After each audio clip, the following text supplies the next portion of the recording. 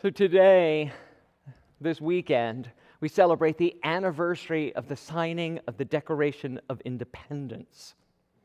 Using the power of their words, our founding fathers affirmed their vision for our nation. We hold these truths to be self-evident, that all men are created equal, that they are endowed by their Creator with certain unalienable rights, that among these are life, liberty, and the pursuit of happiness. These brilliant, determined, and committed men who came to create a more perfect union were also human and flawed. Every one of them fell short of their ideals. While fighting for freedom, their freedom, they also owned slaves. They kept human beings as their personal property. They collectively and then individually made choices that subjugated Africans, indigenous people, ethnic minorities, women, and terrorized and murdered. They, like you and I, fall short. But they also were amazing and brilliant, and were willing to hold up the ideal and to call themselves and the nation up higher. They were ready for fight for that opportunity. And even though we can stand from this perspective and say how wrong that was, there is still something noble in the founding of this country, in the ideals which they gifted us. This continues to be our call today, especially today, when our leaders, our politicians, all proclaim that the minority doesn't matter. And they keep pandering to the lowest common denominator by telling you that this group is evil and they deserve to be ostracized and set aside and tortured and even killed because of who they are and what they believe. Today, it is our sacred obligation to hold up a higher eternal truth, the truth that so many of us have fought for and so many have died to protect. Each and every one of us is born a divine blessing. Everyone is God's perfect creation, irrespective of the circumstances of our birth, irrespective of the color of our skin. Our unalienable right is life, liberty, and the pursuit of our goals, our dreams, and happiness. Unity San Francisco is proud to walk in alignment with these principles, that we are all divinely made, and that we should all be free to pursue a life of joy and love and happiness. To achieve that goal, to finally fulfill the promise of this nation, I believe it is important, imperative, that we utter these words: Black lives matter. Period. And more than that, it is important that we take the steps necessary to ensure that those principles and values that we hold so dearly are generously shared with all people, not just a privileged few.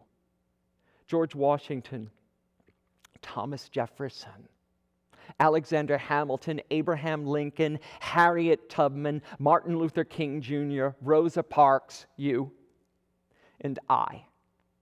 We can all stand up and create a more perfect union. We can stand up for justice and truth and love and for each other.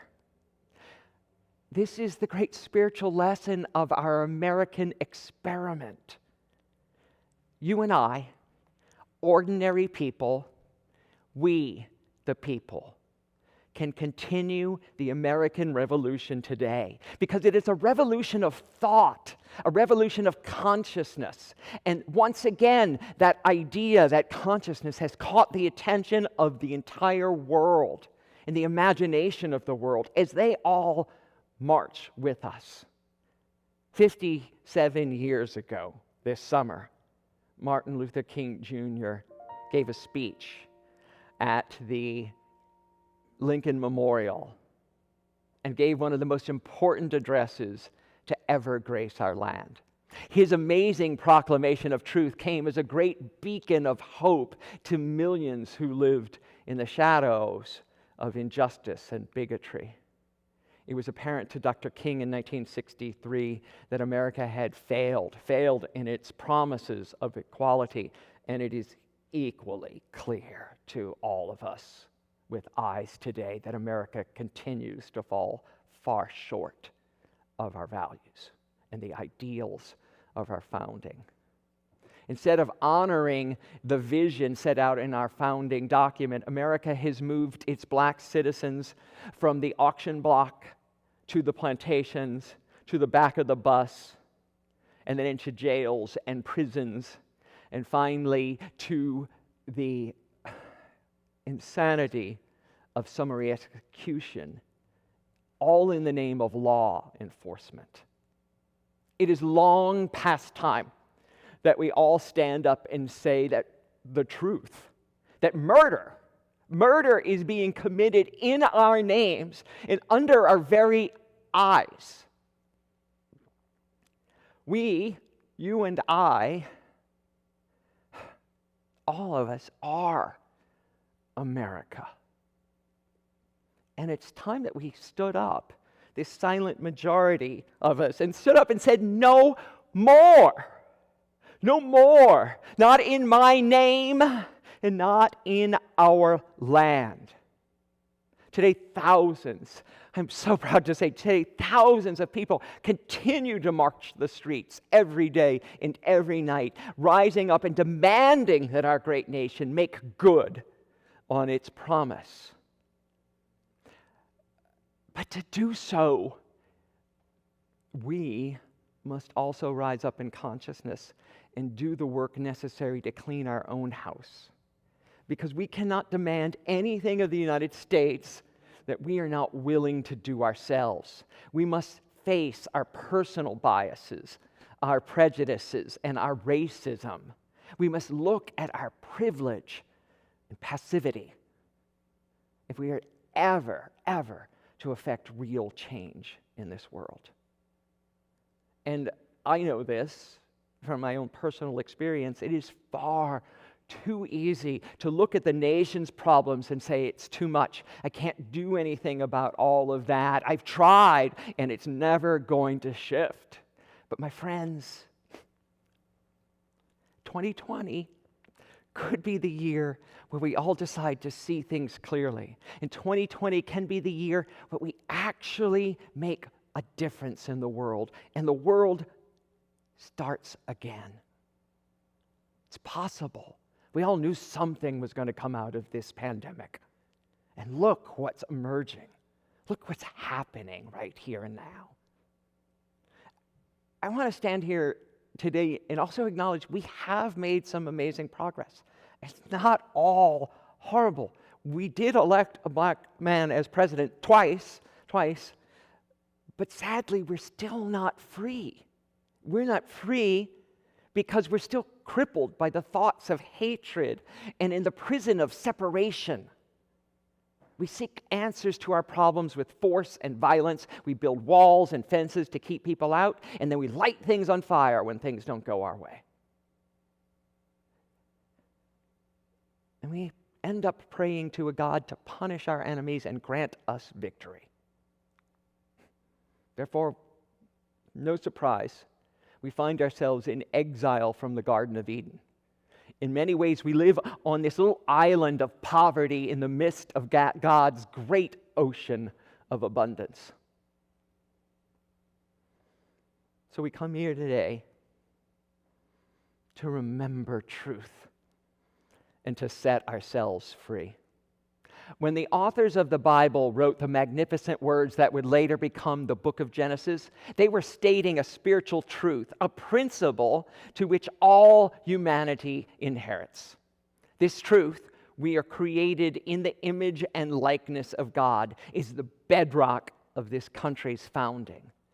And we should all take great pride in that. Black and white, Asian and Arab, Jew and Gentile, Hispanic and Native American, gay and straight, young and old, abled and disabled alike. All of us are created in the image and the likeness of God. We are divine expressions. And we come together today to remind each other of the fierce urgency of now. Now is the time to make real the promises of Genesis. Now is the time to rise from the shadow, from hatred and isolation, to the warm light of truth. Now is the time to make equality a reality for all of God's children. For that new beginning, I offer you these words of guidance, also from Dr. King. Darkness cannot drive out darkness. Only light can do that. Hate cannot drive out hate. Only love can do that. So in the process of ensuring human rights for all people, we can never arrive at our destination by making others wrong, bad, or evil. We must forever conduct our sacred ministry with the full force of agape love. We must not allow our creative impulse and our desire for justice to degenerate into physical violence and destruction. Again and again and again, we must meet physical violence with spiritual force and peace and love. Our zeal and enthusiasm for our own faith, we must guard against the distrust of people of different faiths or people with no religious beliefs. The diversity of our movement proves that people from disparate backgrounds can come together in unity. More and more of us know that our freedom and happiness is intrinsically bound to others' freedoms, for we cannot walk this path alone. I am very powerfully aware that many of us have come to this journey through our own trials and tribulations, our own struggles. And some of you have transcended health challenges. Some of you continue to persevere in the midst of those health challenges. Some of you are facing economic hardship right now and don't see equality, economic equality on your horizon. Some of us have felt the sting of persecution and intolerance in our lives because of our orientations, sexual orientations, or because of our faith. And we have come into this spiritual community in search of acceptance. Your presence here illustrates our collective faith. And we know from Scripture that with faith the size of a mustard seed, that all things are possible. All things are possible, so we cannot be complacent. We will not, I say it again, we will not be satisfied as long as our brothers and our sisters have nothing to eat and have no place to sleep at night. We can no longer be silent as children are separated from their parents and put in jails and cages in our name. We cannot be blind as women and young children young girls in this world can't get an education or have basic human rights because of their gender. We can no longer be comfortable as long as people are denied access to health care because of their financial situation. And we cannot be invisible as people are marginalized, victimized, and murdered because of their race. No, we are not satisfied, and we will not stop until everyone is treated equally under our laws. Until we make that more perfect union. So when this service is over and you go back to your life and your families, and tomorrow back to your work, and back to the routine, go back knowing the truth. Go back knowing the truth that you are a magnificent creation of the divine. You are whole, made in the image and likeness of God, and abundance is your birthright. Your birthright. Don't wallow in the shadows, in the valley of the shadow, but walk through it, knowing that God is with us and prepares a table, a banquet for us in the presence of adversity. Now, I want to close today with some words again from Dr. King. He uttered them at that March on Washington 57 years ago. I remind us today of these words because they have the power of hope and the vision of spirit. Dr. King told us, yes, even though we face the difficulties of today and tomorrow, I still have a dream. It is a dream deeply rooted in the American dream. It is a dream that one day that this nation will rise up and live out the true meaning of its creed. We hold these truths to be self-evident, that all men are created equal.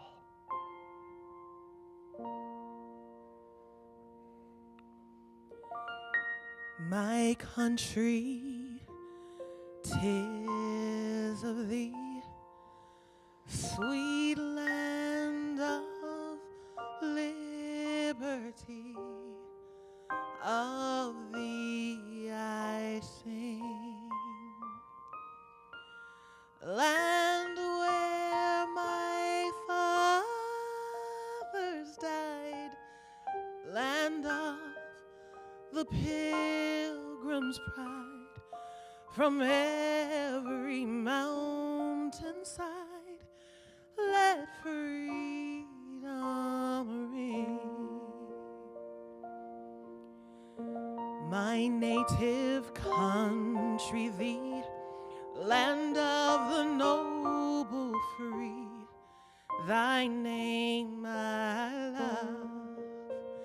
I love thy rocks and rills, thy woods and templed hills. My heart with rapture thrills like that above. Let music swell the breeze and ring from all the trees sweet freedom song.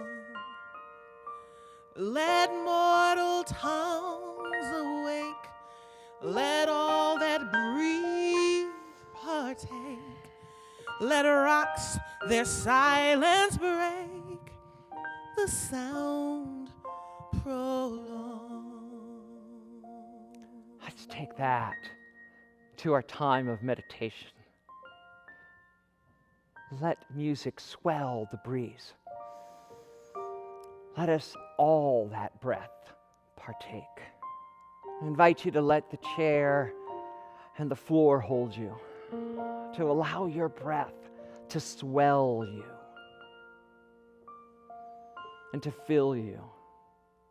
For this moment is the beginning of the new day, the new dawning of the new America, where freedom does ring from every mountaintop, where equality flows down like a mighty river, where all of our children are honored and cherished, and judged not by the color of their skin, but by the content of their soul, their very beings as God's perfect children. Today is the day that we can collectively envision a world, a nation that works for all of its citizens, where everyone has equal access to the abundance of life and love and joy and happiness, peace and prosperity.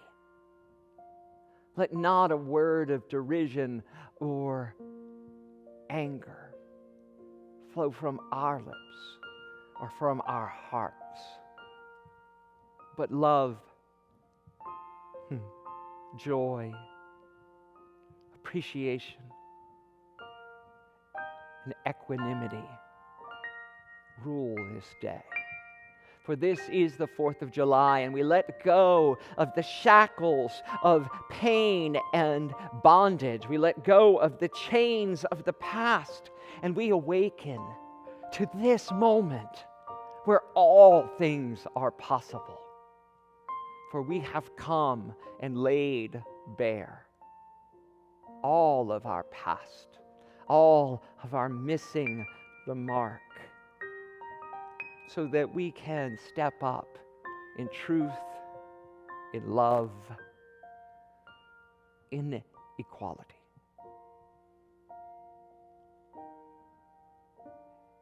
This moment, I invite you to envision this nation under God, filled with all things possible. This nation peaceful, abundant, fair, just, the land of opportunity. As we hold it in our minds in the silence, we know it is so.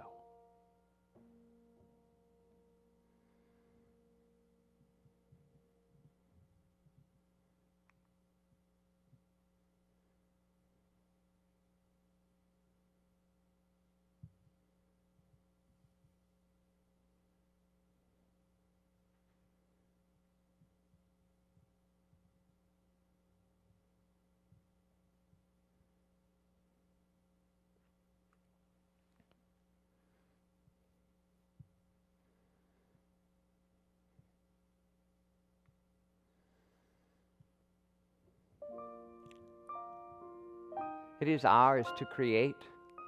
It is ours to hold that vision. It is ours to step forward from this day and this place, knowing we have been changed at core, knowing that something within us has answered this call to this time, this place, this now, this urgency of now. And this country, our home, our land, our creation. And so we let it be. And so we call it into being right here and right now. My country, 'tis of thee. Where is my liberty? To thee I sing. Land where my people die, land where the righteous cry, from every mountain